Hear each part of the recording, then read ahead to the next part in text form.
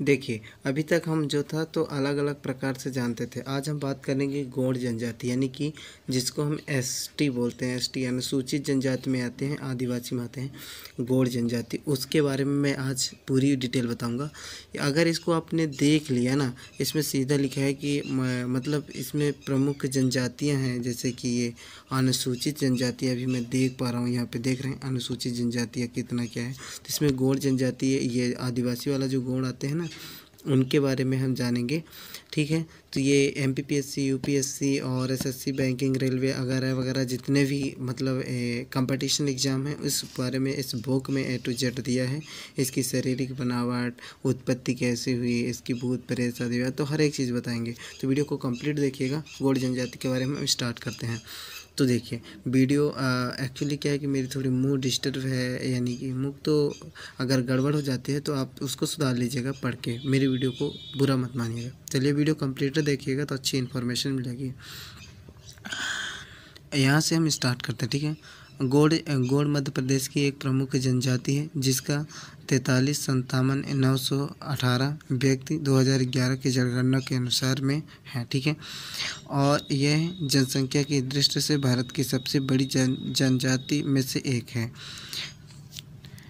यह जनजाति मध्य प्रदेश के सभी जिलों में फैली हुई है, लेकिन नर्मदा के दोनों ओर विंध्य और सतपुड़ा के पहाड़ों क्षेत्रों में इसका अधिक केंद्र जो है वो देखने को मिला है। इसकी उत्पत्ति की बात करें तो कुछ इस प्रकार से है। गौड़ों की उत्पत्ति के विषय में विद्वानों का मानना यह है कि यह इस प्रकार से गौड़ शब्द की उत्पत्ति हुई है, जिसमें मैं समय का विशेष ध्यान रखता हूँ। आप पढ़ लीजिए फटाफट। ठीक है, तेलुगु भाषा के कोण शब्द से हुई है, जिसका अर्थ यह है कि पर्वत, अर्थात जनजातियाँ पर्वत पर निवास करती हैं, इसलिए इसे गौड़ कहलाते हैं। गौड़ भाषा का कुछ अलग कथाओं में गौड़ों की उत्पत्ति बोरा देव अर्थात महादेव से हुई बताई गई है। ठीक है, ऐसी मतलब आदिवासी अशुद्ध थे तथा महादेव ने इन्हें एक गुफा में बंद कर दिया। इसके पश्चात लिंग देव तथा स्वतंत्र कारक जंगल पहुँचे और यह गौड़ जनजाति का विभाजन कर दिया गया तथा इनका विभाजन हुआ एक अन्य जंगल, मतलब अलग अलग प्रकार से हुए। गौड़ जनजाति में यह लोग कोईतार कहते हैं तथा इसमें पुरुष का लगाव अधिक होता है। इसकी शारीरिक बनावट की कुछ बात कर लें तो कुछ इस प्रकार से है। इस जनजाति में स्त्रियों का कद पुरुषों के कद के अपेक्षा छोटा होता था। इसकी त्वचा का रंग काला तथा केसर बाल तथा खड़े होने वाली नसीने, बीड़ी, गोलाकार सिर, छोटा ओंठ तथा शरीर मुंह चौड़ा, आज चेहरे पर बाल कुछ इस प्रकार से होते हैं। तो बहुत सारे ऐसे चीज़ें दी गई इस बुक पे मैप के हिसाब से मैं बताया हूँ, तो आपको अच्छे से समझ में आएगा। पर आप पढ़ लीजिए। आप कहिए तो मैं इसका फ़ोटो या स्क्रीनशॉट भेज दूँगा, तो आपको अच्छे समझ में आएगा। कम से कम अर्थात पुरुषों की दाढ़ी मूंछ नहीं रखते तथा ये दोनों संगठित शरीर होते हैं तथा ये अधिकतम परिश्रमी होते हैं, और स्त्रियां भी आर्थिक इकाइयों के रूप में काम करती हैं। शिकार को छोड़कर से सभी काम पुरुषों के साथ कंधे से कंधे मिलाकर करते हैं। ये तो सही बात है। सामाजिक मतलब वो तो गौड़ जनजाति की कई उपजातियाँ भी होती हैं। उपजातियों में गौड़ समाज के भीतर भी कई वर्ग होते हैं। इन वर्गों को वर्गीकृत व्यवस्था पर, जिसको हम पूरा बोलते हैं, अलग अलग पूरा सामाजिक स्तर पर देखा जाता है। उत्पत्ति की ये देखिए, और ये देख लिए अगरिया प्रधान। ठीक है, अगरिया प्रधान, ओझा, 16 हाथ, लोहे का काम करने वाला वर्ग, मंदिरों में पूजा करने वाला वर्ग प्रधान कहलाता है। नाच गाने वाला, ये देख लीजिए, पताई तंत्र मंत्र वाले ओझा। ठीक है, और ये कम से कम लोगों को ये व्यवसाय के आधार पर वर्गीकृत के अलावा निवास के आधार पर गौड़ों को 2 वर्गों में स्पष्ट किया जाता है। यहाँ पे देख सकते हैं रजगौड़ और धुरगुण।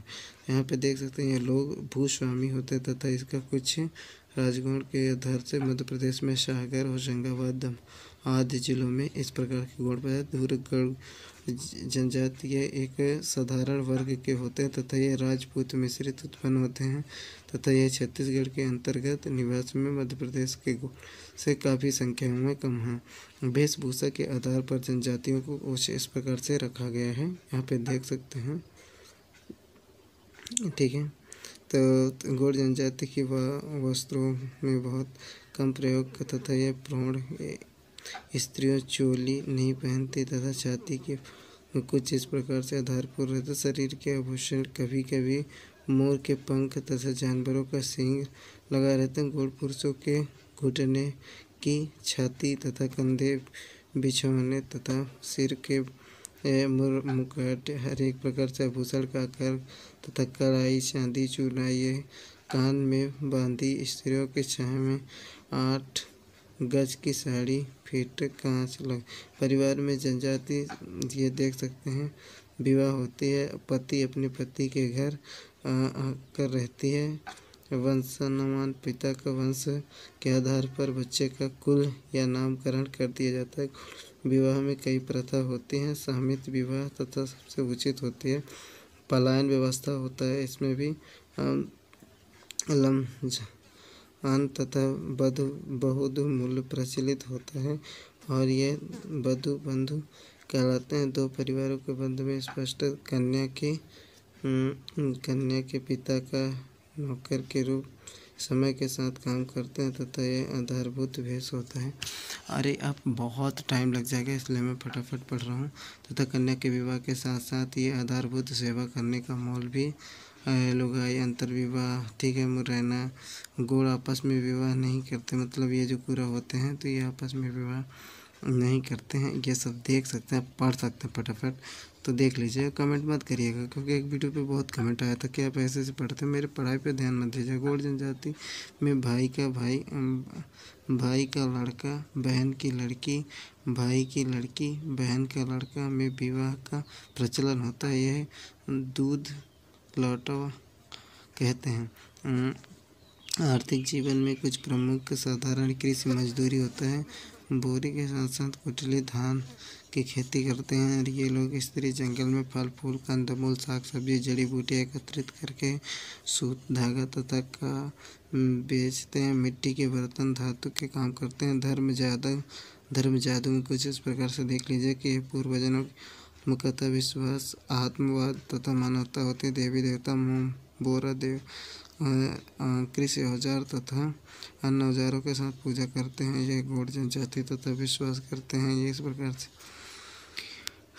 ठीक है। इनका एक अन्य विशेषता ये है कि द्रव्य भाषा का प्रणालित होते हैं, ये प्रचलित मानते हैं तथा इसका मृत्यु के पश्चात दफनाने के पश्चात अग्निदान भी कर देते हैं तथा मनोरंजन के लिए तथा सांस्कृतिक गतिविधियों केंद्रित कुल संगठन युवायत, नित्य, मेघानंद, बदरिया, पतई जितने भी होते हैं ये सब, ठीक है। छत्तीसगढ़ संस्कृत धरोहर तथा ये अलग अलग नृत्य, ठीक है, नृत्य शैली, गरमा, पहला, वेरिया, ये सब मतलब स्टेज के दीवानी होते हैं। देखो अगला हम भील के बारे में बात करेंगे। अगर आप नीचे कमेंट करोगे कि हमें भील की चाहिए तो भील का हम देंगे, वरना नहीं देंगे। मिलते हैं नेक्स्ट वीडियो पे।